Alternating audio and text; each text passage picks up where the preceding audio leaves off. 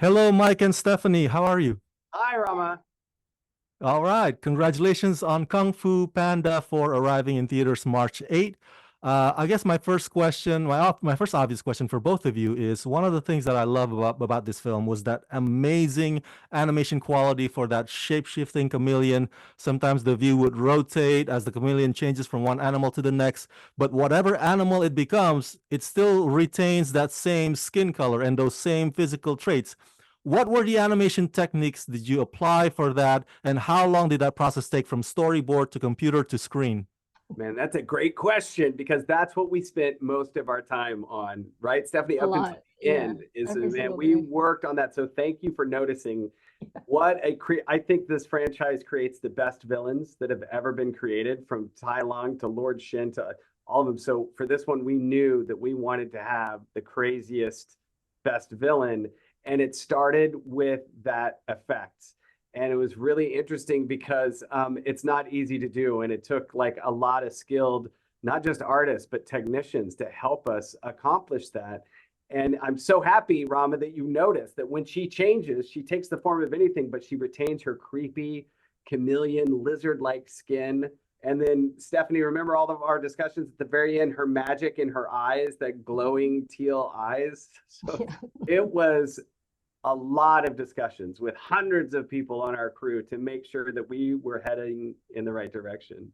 I think a lot of us are fans of horror movies. And not saying at all that Kung Fu Panda 4 is a horror movie, okay? But It is, it's we wanted to, terrifying. we wanted to bring like a hint of that to to show that even though she's tiny, she's really mighty and she's also freaking scary. So yeah.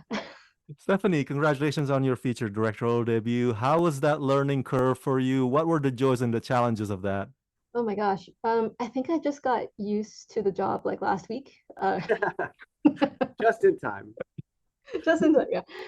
No, I had a fantastic mentor in Mike Mitchell, and so I think it only took me like a month or two to really pick up on the pace of things.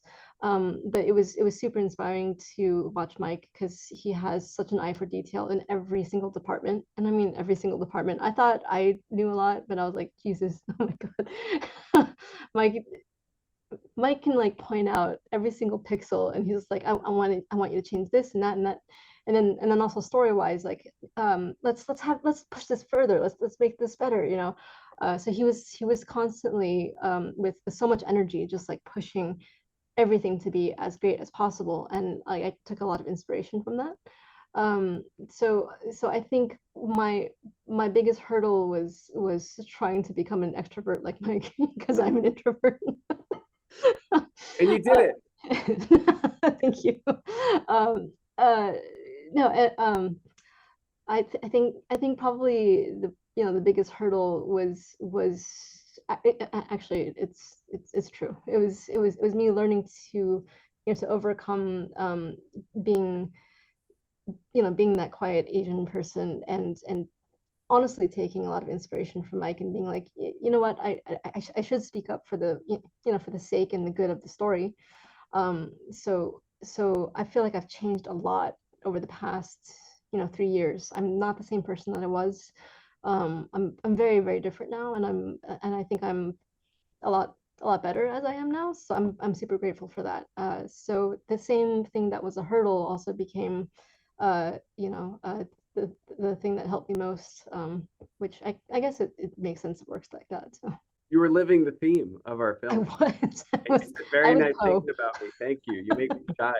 And to be fair, Stephanie, a lot of times our job is talking to a room full of literally 100 people. So it's not the easiest thing in the world, is it? Like it's not, it's not so easy. Well, I mean, what's great about Mike is he would come in and he was already telling stories, and so he just gets the whole room to be like super energetic, and like that's a great way to start every single meeting. There was this animated show that ended its run last year, Kung Fu Panda and the Dragon Knight, also starring Jack Black.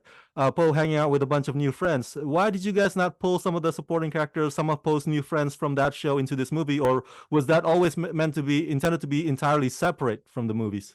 I'm a huge fan of that show. I think they did a great job and they introduced great characters. And but we just felt that that was standalone from what the Kung Fu Panda franchise is, and it just feels like a different thing. And we really wanted to move back to Kung Fu Panda 1, the thing that started it all. And this was almost like a love letter to that movie. We all just loved it. Like literally, Stephanie and I were talking about, we had artists on our film that were little kids in the theater when Kung Fu Panda 1 came out, and they had tears in their eyes getting to work on this film. And then Stephanie, you're reminding us that they were even fighting to want to, like, who gets to animate the great Tai Lung. Like, it was such a special thing. So again, TV show was great, but we wanted to stick with the beloved franchise.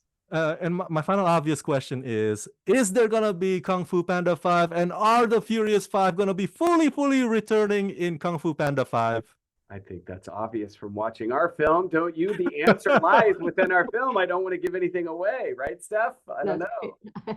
You guys started planning it already. You guys already started writing it. Oh yeah, yes, definitely. I mean, we're working on it every day.